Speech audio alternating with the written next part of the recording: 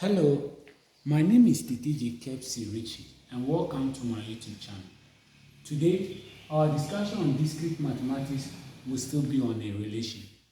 Before the video ends, we will learn how a matrix of a relation looks like. We will also learn how to find the intersection and the union of a matrix that represents two different relations. Then, we'll talk about the Boolean product of a matrix. This will be a very interesting engagement, so please come along. So we said if R is a relation with the members containing the ordered pairs 1, 1, 1, 3, 2, 1, 3, 2, then we should, and it's defined on a set with the element 1, 2, 3. Then the matrix representing this relation will be written as M subscript R. Then how do we represent such a matrix? We said that the members of the set in which the relation is defined on will determine the type of matrix that we will have. So since it's having 3 elements, we'll have a 3 by 3 matrix. Please, I'll indulge you to check out my videos on how to represent relations as matrices on YouTube. So we'll have a guide by writing the element of the set here in a row and in a column form. Then what do? We check. If 1 relates to 1, it becomes an on state, we represent it with 1. Then if it doesn't, it's off state, we represent it with 0, if you watch that video very well. So do we have 1, 1? Yes, 1, 1 is in the relation. Then we say we represent it with 1. We have 1, 2. No, we don't have 1, 2, so 0. Do we have 1, 3? Yes, there is 1, 3, so we represent it with 1. Do we have 2, 1? Yes, there is 2, 1, so 1. Do we have 2, 2? No, so 0. Do we have 2, 3? There is no 2, 3, so 0. Do we have 3, 1? No, so 0. Do we have 3, 2? Yes, there is 3, 2, so 1. Do we have 3, 3? No, so we represent it with 0. Then, after that, we can clean off the guide. Then we say, this becomes the matrix that represents the relation R. I hope you get that. So, since we know how the matrix of a relation look like, we'll now learn how to find the intersection and the union of a matrix that represents two relations.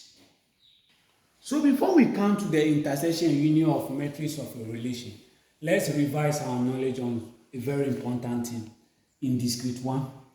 So remember, we said that when we're representing prepositional logics as bitwise, we say a true statement is represented as 1 in bitwise, and a false statement is represented as 0 in bitwise, if you recollect very well. So remember, bitwise represents a statement in a binary mode, that's 1s and 0. So a true statement is taken as 1 and a false statement as 0, if you recollect very well. Also, in preposition, we say this sign represents a conjunction statement, and this represents a disjunction statement, the inclusive or for that matter. So we say that a disjunction statement is true when both statements are true, otherwise it is false. Please check out my videos on conjunction and disjunction statements on YouTube, how to construct the truth table for each of them. So this a conjunction statement is true when both statements are true and false otherwise. Now the disjunction, when at least one of the statements is true, then it is true, otherwise it is false. That's when both statements are false, then it becomes false. But as far as at least one of them is true, then it is a true statement, if you recollect very well. That the conjunction and the disjunction, as well as our idea in the representation of prepositional logic in bitwise will help us to find the intersection and union of a matrix of a relation. So we say if m star squared r and m star squared s are the two matrices of a relation R and S respectively defined on a particular set, then the intersection matrix of these two matrices of their respective relations will be written as this: m star squared R intersection S, like this. And it is the same as m star squared R conjunction S is the same. Also, their union matrix will be m star squared R union S, and it's the same as m star squared R disjunction S. I hope you get that. Now, if two matrices of a relations are given to us, how do we find the matrix that represent their intersection as well as the union? So let's look at an example. They say if m star squared R equal to this matrix and m star squared S equal to this matrix are the matrices of the relation R and S defined on a set A equal to 1, 2, 3. We should find the matrix of the matrix that represent the intersection of the two matrices. Then the matrix that represent the union of the two matrices. So how do we do that? So remember, we said that the matrix that represent the intersection of the two matrices of the relation is the same as the matrix that represent the conjunction of the two matrices. So how do we do that? We write the two matrices. The first one, which is 1, 0, 1, 1, 0, 0, 0, 1, 0. Then the second one, which represents, which is 1, 0, 1, 0, 1, 1, 1, 0, 0. Remember, so this becomes conjunction. If it is a conjunction, when both statements are true, then it becomes true and false otherwise. Then you can say this is equal to. So we compare the first entry against the first entry, the second against, in that order. So 1 against this one here. So both statements are true. Remember we said 1 represents true. So both statements are true. We can say this is true. Then 0 against 0, both statements are false. It becomes false. 1 against 1 again, both statements are true. It becomes true. Now we take the second column. 1 against 0. You see that one of the statements is false. Then it's false. 0, 1. One of the statements is false. Is false. 0, 1. One of the statements is false, so it becomes false. 0, 1. One of the statements is false, so it becomes false. 1, 0. One of the statements is false, then it becomes false. 0, 0. Both statements are false, so it's false. So we can say this is the matrix that represents the intersection of the two matrices. I hope you get that. Now, how do we do the second one? That's the one that represents the union of the two matrices. So, the matrix that represents the union of the two matrices, that's M star squared R union S, is the same as the matrix that represents the disjunction of the two. Remember that. And what is it equal to? So we write the two matrices. 1, 0, 1 for the R, 1, 0, 0, 0, 1, 0. Then against 1, 0, 1, 0, 1, 1, 1, 0, 0. So this becomes a disjunction statement. And what happens? A disjunction statement is true when at least one statement is true and false otherwise. So we can say the matrix will just be equal to, we compare column by column.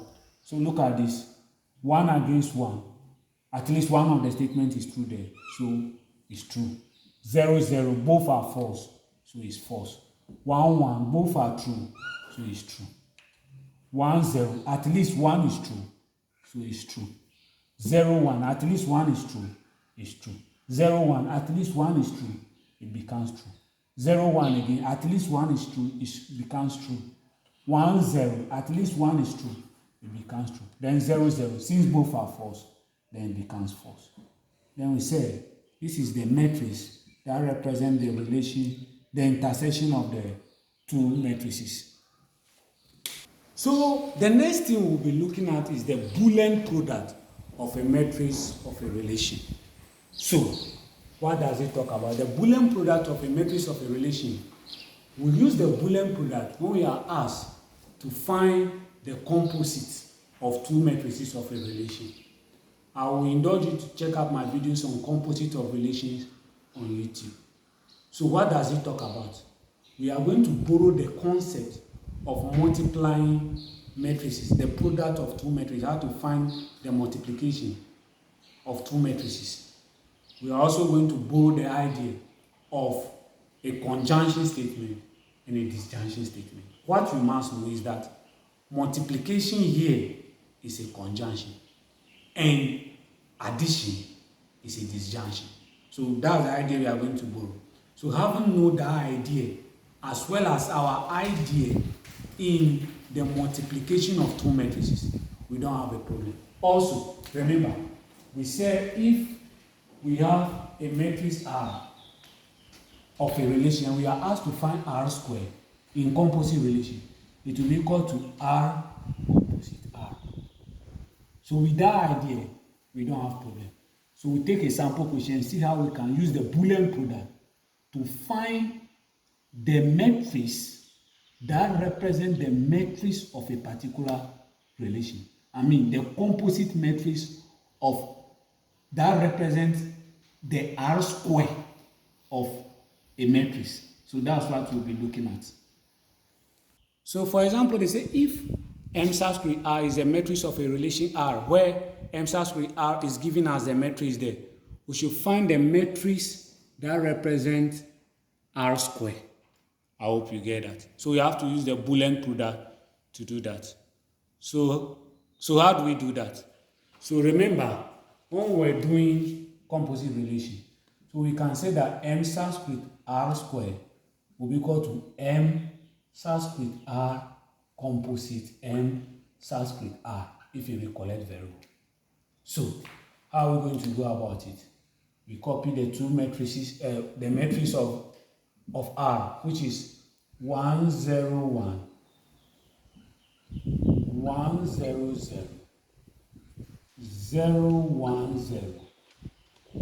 Then composite, the same matrix again, 1, 0, 1, 1, 0, 0, 0, 1, 0.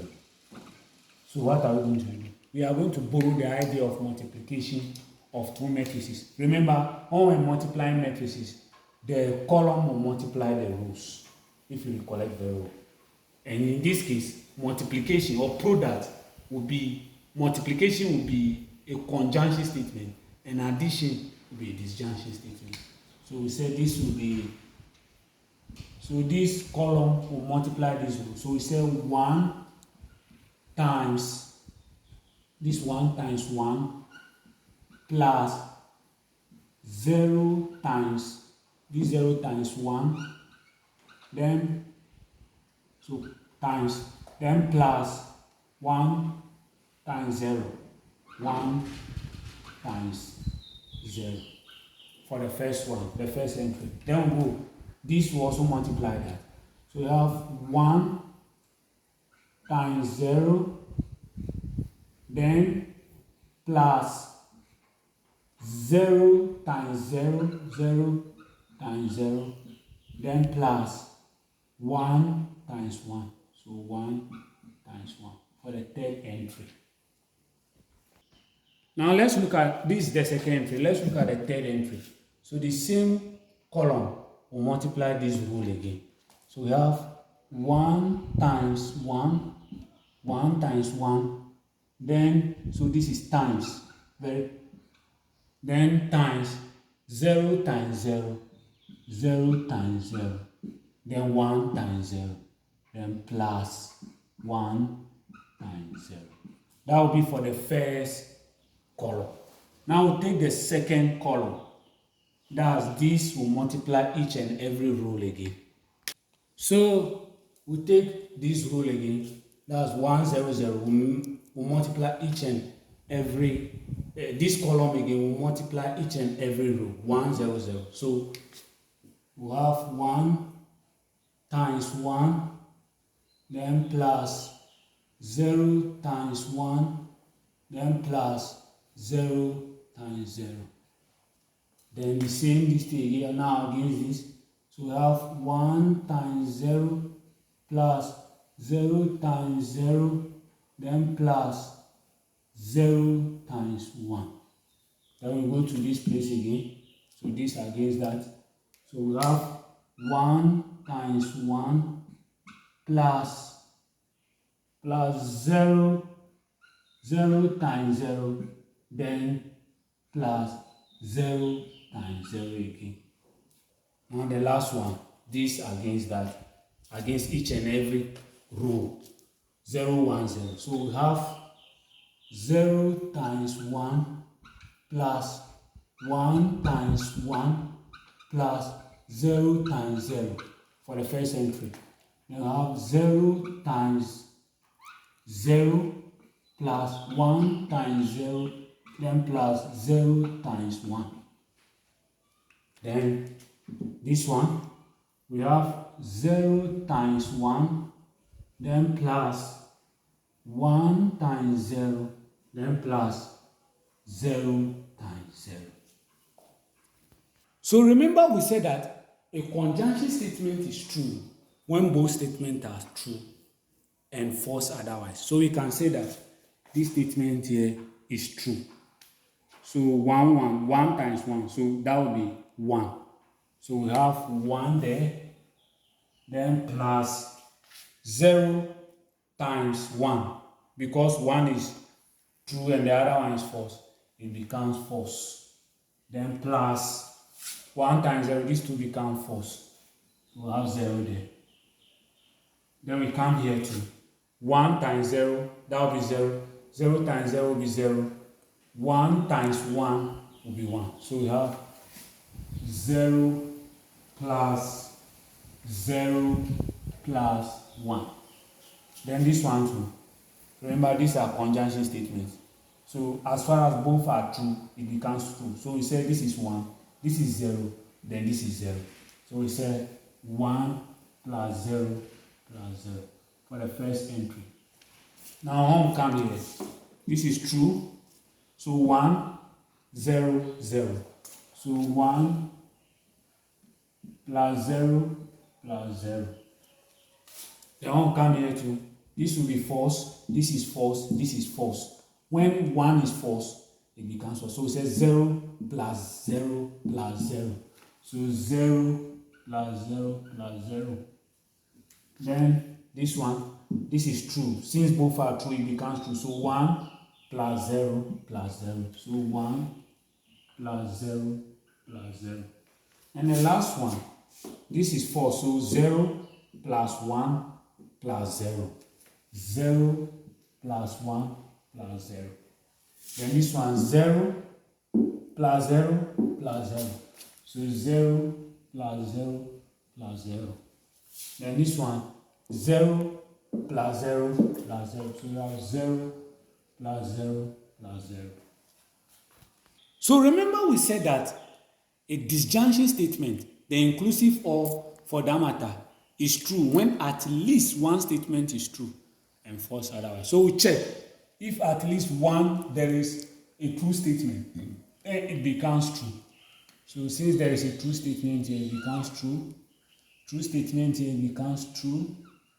True statement there becomes true for the first column.